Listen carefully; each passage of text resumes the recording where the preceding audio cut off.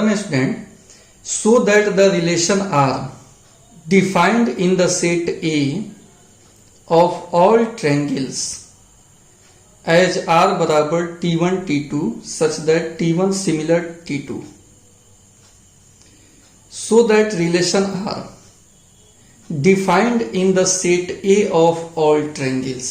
यहां जो सेट ए है वो ऑल ट्रायंगल्स का है, सभी त्रिभुज का है, और सभी त्रिभुज में ही रिलेशन परिभाषित है। कैसे?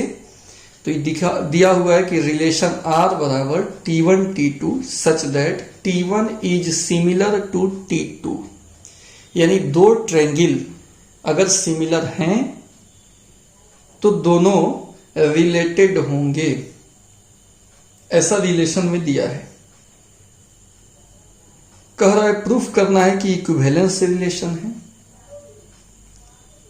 एक तो ये हो गया आधा क्वेश्चन। फिर दिया हुआ है कि consider 3 right angle triangle T1 with side 3 4 5, T2 with side 5 12 13 and T3 with side 6 8 10।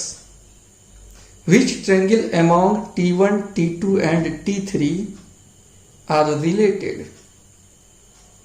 ठीक है स्टूडेंट, ये जो 3 गो ट्रायंगल का भुजा का अनुपात दिया हुआ है, इसमें कौन रिलेटेड है? पहला ट्रायंगल दूसरा ट्रायंगल से रिलेटेड है, कि पहला ट्रायंगल तीसरा ट्रायंगल से रिलेटेड है, कि दूसरा ट्रायंगल तीसरा ट्रायंगल से रिलेटेड है। T1 T2 T3 3 ट्रायंगल का भुजा दिया हुआ है और आपको बताना है कि कौन रिलेटेड है। तो 2 हिस्सा है सवाल का। ठीक है स्टूडेंट, यहां पे ए दिया हुआ है सेट ऑफ ऑल ट्रायंगल्स और आर है T1 T2 such that T1 similar T2। पहले इक्विवेलेंस प्रूफ करना है, तो इसके लिए हमको रिफ्लेक्सिव का चेक करना पड़ेगा। तो आप बताइए हमको, कोई ट्रायंगल अपने आप का सिमिलर होता है कि नहीं होता है? इसलिए T1 T1 रिलेशन का सदस्य हो जाएगा।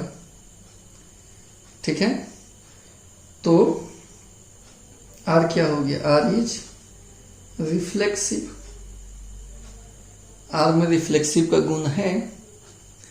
अब स्टूडेंट सिमेट्रिक देखते हैं।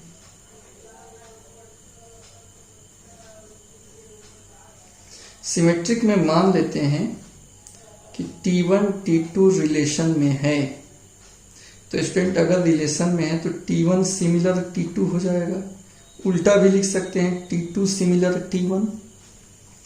इसका मतलब T2 T1 भी रिलेशन में होगा, और रिलेशन क्या हो गया? R is symmetric.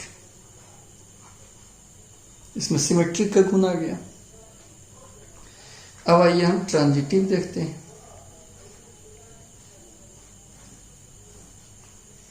ट्रांजिटिव में क्या होता है स्टूडेंट? मान लेंगे T1 T2 रिलेशन में, T2 T3 भी रिलेशन में। अगर T1 T2 रिलेशन में है तो T1 similar T2 and T2 similar T3। T2 T2 same है, तो लिख सकते हैं from 1 and 2 T1 similar T3, यानी T1 T3 भी रिलेशन में होगा। और रिलेशन क्या हो गया? ट्रांजिटिव। ट्रांजिटिव में यही होता है student, A B B C मानकर ए सी दिखाना होता है, तो ये रिलेशन हमारा ट्रांजिटिव भी हो गया। देयरफॉर R इज एन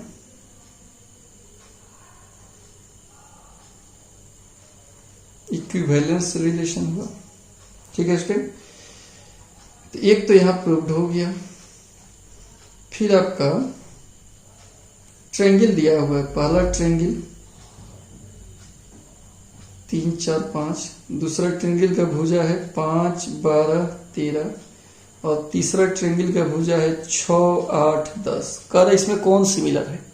तो वैसा ट्रायंगल सिमिलर होगा जिसके भुजा का अनुपात सेम हो।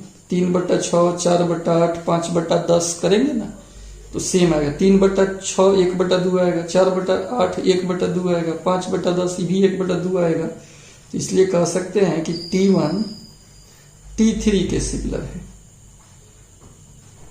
तो पूछ भी रहा था कि T1 T2 T3 में बताना है कि कौन रिलेटेड है। T1 T3 रिलेटेड है। समझ गए बात को?